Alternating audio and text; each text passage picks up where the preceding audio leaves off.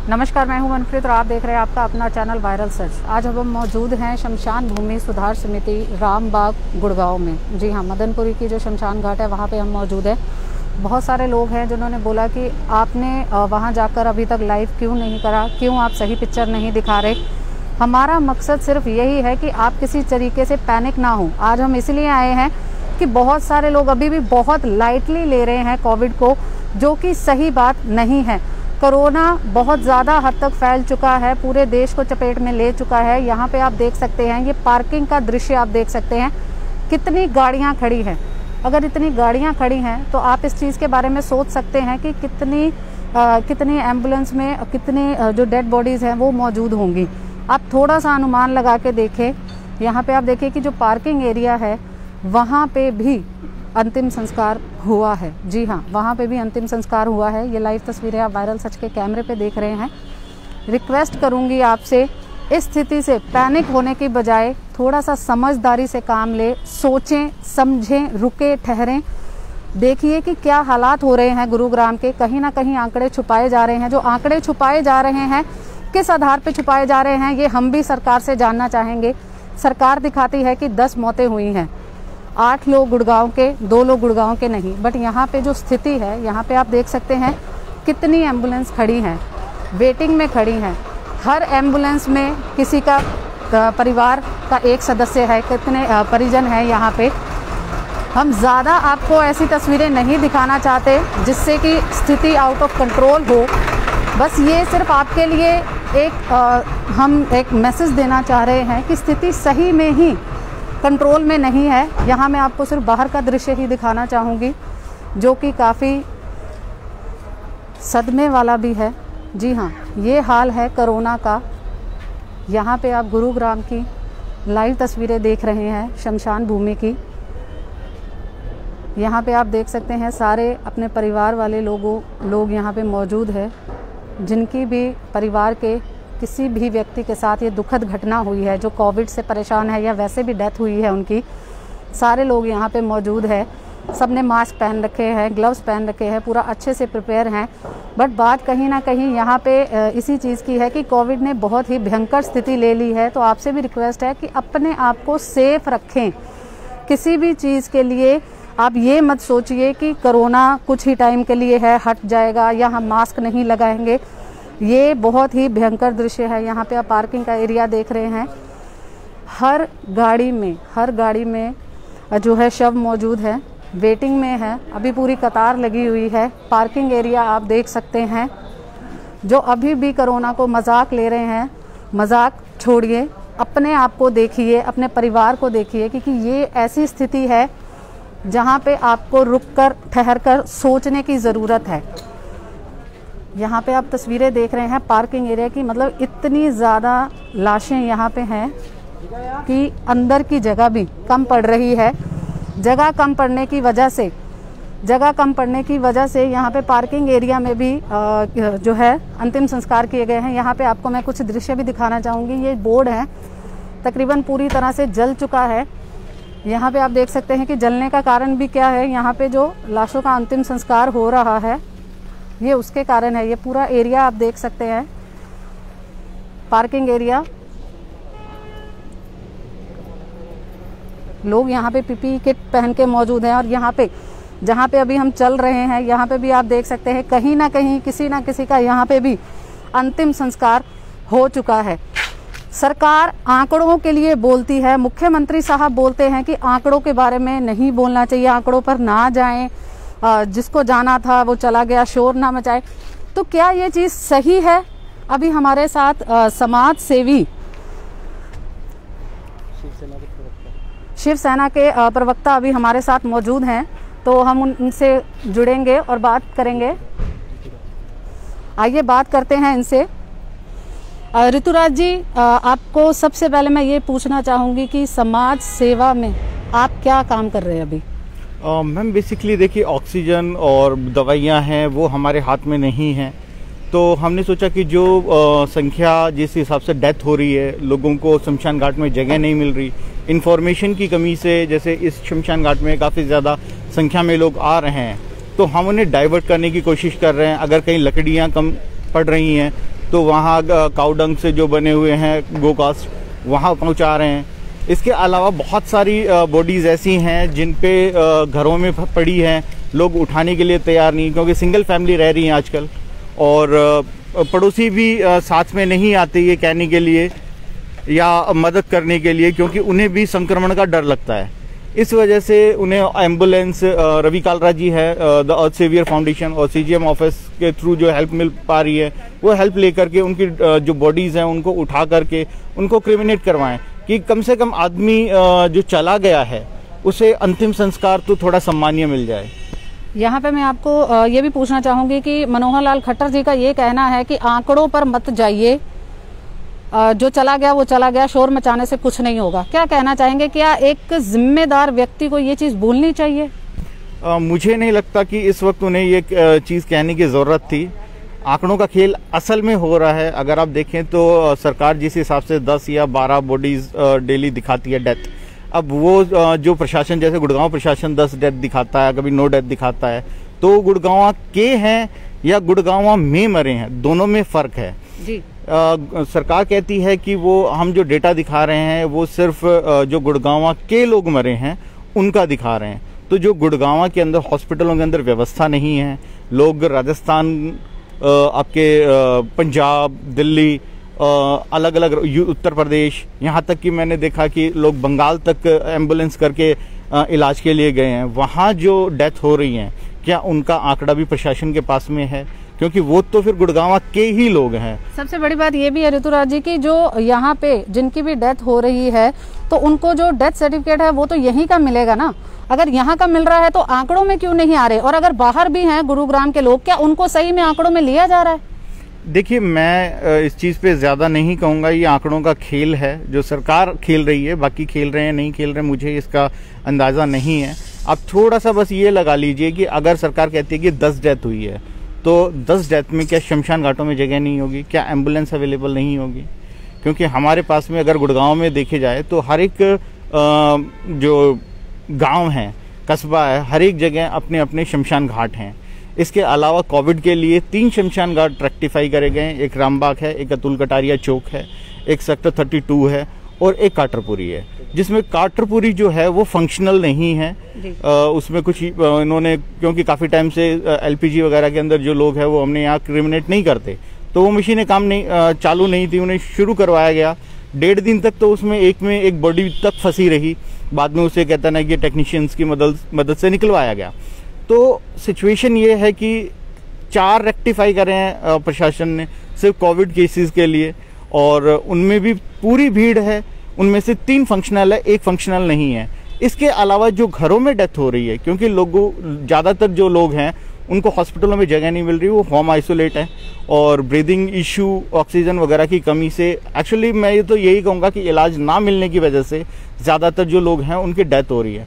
उन्हें कोविड के अंदर काउंट भी नहीं किया जा रहा। तो बहुत सारे लोगों को जो क्रिमिनेट करने की जो दिक्कतें आ रही हैं, उसके लिए ये है कि सेक्टर 32 में है, सेक्टर 22 में है, चौमा में है, आपका फाजिलपुर में है, नाथुपुर में है, काफ़ी जगह जो शमशान घाट हैं वहाँ व्यवस्था है। जो बॉडीज़ हैं वो वहाँ ट्रांसफ़र की जा सकती है। हमारा प्रयास यही है कि जो बॉडीज़ का जो प्रेशर आ रहा है, जैसे रामबाग पे ज़्यादा प्रेशर है, तो उन्हें हम डाइवर्ट करें। काफ़ी जो कोविड रेक्टिफाई जो हैं वो ऑलरेडी फुल हो गए। बाकी आगे देखते हैं कि जितनी बॉडीज़ अगर हम जो नॉन कोविड है वो दूसरी जगह ट्रांसफ़र करवा करके अगर उन्हें एक सम्मानीय अंतिम संस्कार मिल जाए तो ज़्यादा बेहतर होगा। आप डेली बेसिस पर इसी प्रयास में लगे हुए हैं, तो क्या कहना है आपका कि दिन में आप कितने बॉडीज़ का अंतिम संस्कार करवा रहे हैं अभी आप?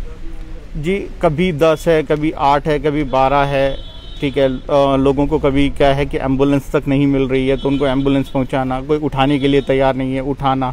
बहुत सारे ऐसे लोग हैं जिनके पास पैसे भी नहीं है, और कहते हैं ना कि जैसे ही ये एक सिचुएशन आई है तो वो कुछ रेट्स भी जो हैं वो इंक्रीज़ कर दिए गए हैं। मेरे हिसाब से प्रशासन को ऐसे समय में रेट वगैरह तय करनी चाहिए, प्रशासन को अपने हाथ में लेकर के वो चीज़ें करनी चाहिए। यहाँ पे भी हम देख सकते हैं कि लकड़ी का जो भाव है 1200 लिखा हुआ है, और LPG का जो खर्च है वो 3000 के करीब लिखा हुआ है। तो क्या ये किस हद तक सही है कि सही में इस टाइम पे सरकार को ये काम करना चाहिए था? देखिए, प्रशासन को कहीं ना कहीं खुद फैसला लेना चाहिए इस चीज़ पे कि जो पुराने रेट हैं उस पर क्रिमिनेशन हो पाए और जो पुराने रेट हैं उस पर लोगों को फैसिलिटी मिलनी चाहिए। इस टाइम मेरे हिसाब से कहते हैं ना, कहीं ना कहीं जिला प्रशासन और सरकार को जो हैं हॉस्पिटल्स और क्रिमिनेशन सेंटर्स जितने भी हैं उनका अपने अंडर लेकर के उनके रेट निर्धारित किया जाना चाहिए, क्योंकि इस तरीके से लोग ऑलरेडी पैनिक हैं, दुखी हैं, अपने परिवारों को खो रहे हैं और ऐसे समय के अंदर अगर उनके साथ में ये चीज़ की जाए तो मेरे हिसाब से बहुत शर्मनाक है।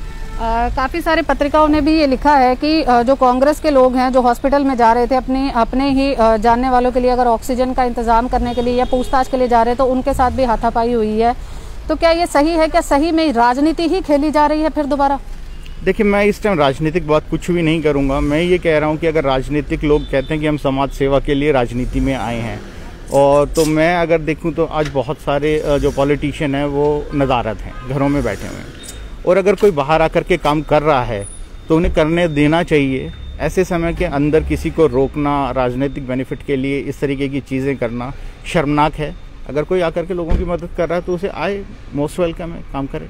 अगर हमारे व्यूवर्स में भी किसी को कोई दिक्कत है, परेशानी है और आपसे वो कांटेक्ट करना चाहता है तो कोई आप अपना नंबर हमारे व्यूवर्स को बताना चाहेंगे? हाँ बिल्कुल। अगर मैं ये कहूँगा कि अगर आपके आस पड़ोस में कोई डेथ होती है, कोई उठाने के लिए नहीं है, एम्बुलेंस की अगर कोई इशू आ रहा है या क्रिमिनेशन के किसी के पास पैसे नहीं है, कोई गरीब व्यक्ति है, तो मुझे 8750354353 पर मुझे संपर्क कर सकते हैं।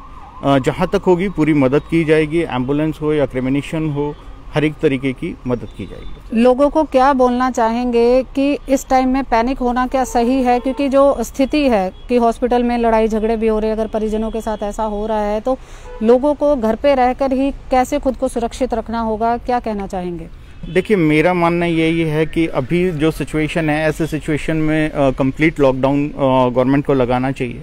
लोग पैनिक ना हो, ठीक है। हो सकता है कि सरकार का जो आंकड़ों का खेल है वो इसी वजह से भी खेला जा रहा हो कि लोग पैनिक ना हो, लेकिन मेरा मानना ये है कि घरों में रहें। कुछ जो अपने देसी नुस्खे हैं, आयुर्वेद के हैं, वो अपना सकते हैं, वो ज़्यादा बेहतर है। कुछ होम्योपैथिक मेडिसिन्स हैं, उनका इस्तेमाल कर सकते हैं। हाँ, जैसे ऑक्सीजन की कमी है तो कंसंट्रेटर वगैरह या ऑक्सीजन सिलेंडर्स हैं वो नहीं मिल रहे, और जिन लोगों ने स्टॉक किए हैं कि इन फ्यूचर अगर हमारे को ज़रूरत पड़ी तो उसके लिए लोगों ने घरों के अंदर अब ऑलरेडी स्टॉक कर लिया है, वो बेहद शर्मनाक है कि आप अपने आने वाले भविष्य का सोच करके आज किसी की हत्या कर रहे हैं। ऐसे लोगों पे मेरे हिसाब से जो स्टॉक करके बैठे हैं या कालाबाजारी कर रहे हैं, 302 जो है उसकी ऊपर जो केस दर्ज किया जाना चाहिए। और हॉस्पिटल्स 6,000 रुपये जी। यहाँ पे कुछ व्यक्ति भी मौजूद हैं, हम उनसे भी बात करना चाहेंगे जी। हाँ जी, इंडियन नेशनल लोक दल का है। साधुराम चौधरी कोरोना से मरे हैं और उनको आर्यन हॉस्पिटल से यहाँ तक लाने के लिए एम्बुलेंस वाले 6,000 रुपये मांग रहे, प्लस 1,500 रुपये पर घंटा। तो वो तो मदद उनको मिल गई है, क्या नाम है, जो नगर निगम वालों ने उनने अपनी गाड़ी दी है तो वो लेके आए हैं। और हॉस्पिटलों में एम्बुलेंस वो भी है, सिलेंडर भी हैं, और वो सिलेंडर उनने रखे हुए हैं अपने हॉस्पिटलों में, और वो लेके आए हैं। हम उसको साधुराम चौधरी को सिलेंडर अपना लेके आए हैं हॉस्पिटलों में जी, और वो अपने ब्लैक में बेच रहे हैं, और वो लाए 1 घंटे में उनके एक्सपायर हो गए। तो क्या कहना चाहेंगे सरकार को कि क्या कालाबाजारी क्या खत्म होने का? कालाबाजारी हो रही है, बिल्कुल कालाबाजारी हो रही है जी। और हॉस्पिटल कर रहे हैं, एम्बुलेंस वाले कर रहे हैं, गुड़गांव, फरीदाबाद, दिल्ली सारे कर रहे हैं। दिल्ली से हम ले, वो दिल्ली रहते थे, दिल्ली से हम लेके आए, 3,000 रुपये लिए, यहाँ से 6,000 रुपये मांग रहे हैं 1 किलोमीटर के जी। 1 हाँ, किलोमीटर 1 किलोमीटर पड़ता है यहाँ से आर्यन हॉस्पिटल जी। 6,000 रुपये मांग रहे हैं, प्लस 1,500 रुपये पर घंटा। वहाँ जितने देर खड़ी रहेगी, हाँ वेटिंग में रहेगा, वेटिंग में। वो तो हमें नगर निगम की मिल गई है, उससे लेके आए। आपको तो मिल गई नगर निगम की, कर ऐसे लोग भी होंगे जो कि मजदूर तबके के होंगे या गरीब परिवार से, उनका बुरा हाल है जी। उनका बुरा हाल है, ना हॉस्पिटलों में केयर कर रहे हैं, ना उनका पैसे बना रहे हैं वो अपना। सरकार को क्या कहना चाहेंगे? सरकार आके मूंद कर बैठी, कार्रवाई करे उनकी, सरकार उनकी कार्रवाई करे जी। हाँ, और ये मिले हुए हैं सारे, ऐसा कुछ नहीं, मिले हुए हैं जी।